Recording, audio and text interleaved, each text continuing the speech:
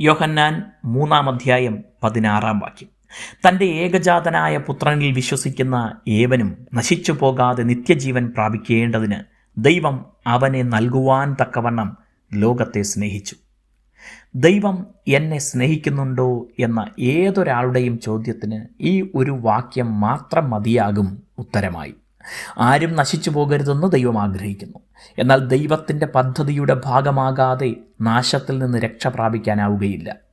ദൈവവുമായി കൂട്ടായ്മയിലായിരിക്കാൻ സൃഷ്ടിക്കപ്പെട്ട മനുഷ്യൻ ആ പദ്ധതിയിൽ നിന്നകന്നപ്പോൾ മുതൽ സ്വന്തം നാശത്തിൻ്റെ പാതയിലാണ്. എന്നാൽ തിരിച്ച് ദൈവവുമായുള്ള ബന്ധത്തിലേക്ക് മടങ്ങി വരാൻ ദൈവം മനുഷ്യന് അവിടുത്തെ സ്നേഹത്താൽ വഴിയൊരുക്കിയിരിക്കുന്നു. ഈ വലിയ പദ്ധതി മുഴുവൻ നടപ്പിലാകുന്നത് യേശുക്രിസ്തു മുഖാന്തരമാണ്. ദൈവത്തിൻ്റെ മക്കളാണ് മനുഷ്യരെല്ലാം. എന്നാൽ ഇവിടെ ഏകജാതനായ പുത്രൻ എന്ന യേശുക്രിസ്തുവിനെക്കുറിച്ച് പറയുമ്പോൾ അത് മറ്റു മനുഷ്യരിൽ നിന്നെല്ലാം വ്യത്യസ്തനായ പുത്രൻ ആണ്. യേശുവിലാണ് ദൈവത്തിൻ്റെ സകല സമ്പൂർണതയും ദേഹരൂപമായി വസിക്കുന്നത് എന്ന് പൗലോസ് അപ്പോസ്തലൻ കൊലോസ്യ ലേഖനത്തിൽ എഴുതി. ദൈവം തന്നെ മനുഷ്യനായി ഭൂമിയിൽ വന്നതാണ് യേശുക്രിസ്തു എന്ന് മനസ്സിലാക്കുമ്പോഴാണ് ഏകജാതനായ പുത്രൻ എന്നതിൻ്റെ അർത്ഥവും പ്രാധാന്യവും ഗ്രഹിക്കാനാവുന്നത്.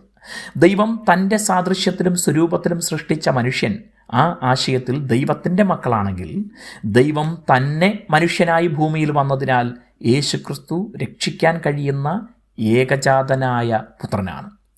ബൈബിളിലെ താക്കോൽ വാക്യമെന്ന് ഈ വാക്യത്തെ വിശേഷിപ്പിക്കുന്നു.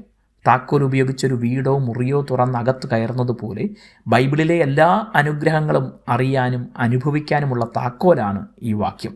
ഏകജാതനായ പുത്രനായ യേശുക്രിസ്തുവിൽ വിശ്വസിക്കുന്ന ഏതൊരാളും നശിക്കാതെ ദൈവത്തിൻ്റെ നിത്യജീവൻ പ്രാപിച്ച് ദൈവത്തോടു കൂടെ നിത്യകാലം കൂട്ടായ്മയിൽ ജീവിക്കാൻ ദൈവം ഒരുക്കിയ സ്നേഹ പദ്ധതി.